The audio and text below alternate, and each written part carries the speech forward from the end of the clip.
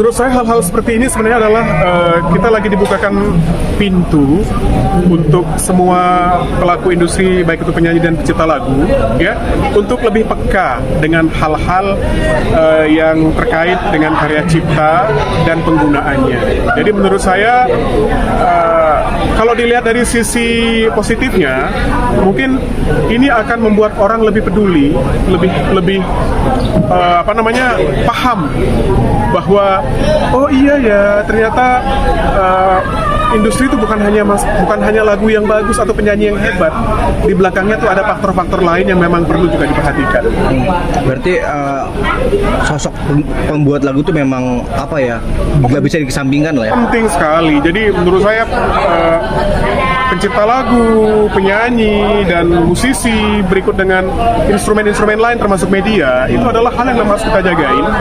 Dan mungkin inilah saatnya kita berbenah bahwa ternyata kita ini selama ini hanya fokus dengan artisnya aja atau dengan apa yang lagi viral. Ternyata di bawah-bawahnya tuh belum terselesaikan dengan baik. Dengan adanya kejadian-kejadian seperti Agnes Mo atau Lesti, saya rasa itu akan membuat semuanya berbenah seharusnya. Berarti ada yang salah nih, gitu loh. Berarti ada yang salah dengan pengelolaan karya cipta selama di Indonesia. Mungkin sudah lebih baik dari sebelumnya, tapi masih ada yang belum beres. Kalau saya sih melihatnya, mudah-mudahan ini menjadi pembelajaran untuk semua penikmat musik bahwa memang artis itu penting, tapi pencipta lagu juga penting. Karyanya juga sangat penting. Berarti langkah seorang Payo Nidores benar atau salah menurut Bang Adi Bang? Benar atau salah tergantung sudut pandangnya nanti seperti apa, gitu ya. Jadi kita lihat aja nanti. Menurut saya, kalaupun memang misalnya Lesti itu merasa tidak melakukan, ya tidak perlu harus khawatir juga. Dan kalau untuk fans, saya rasa biarkanlah ini menjadi pembelajaran, jangan lantas langsung main hujat-hujat aja. Ya. Mas sebagai seorang pencipta lagu juga, pernah nggak sih Mas juga menggugat gitu?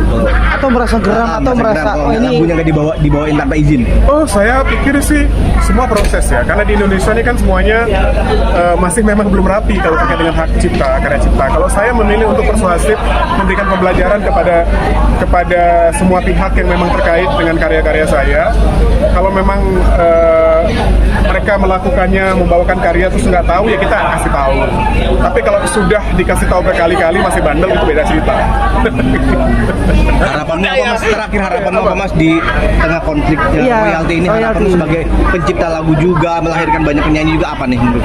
Saya rasa mungkin dengan adanya konflik ini berarti memang ada yang belum selesai terkait dengan kebijakan industri, terkait dengan ekosistem dan lain-lain. Harapan saya mudah-mudahan dengan adanya kejadian seperti ini membuat kita jadi belajar untuk lebih saling menghormati, untuk lebih berhati-hati, dan sadar bahwa setiap karya itu ada pemiliknya.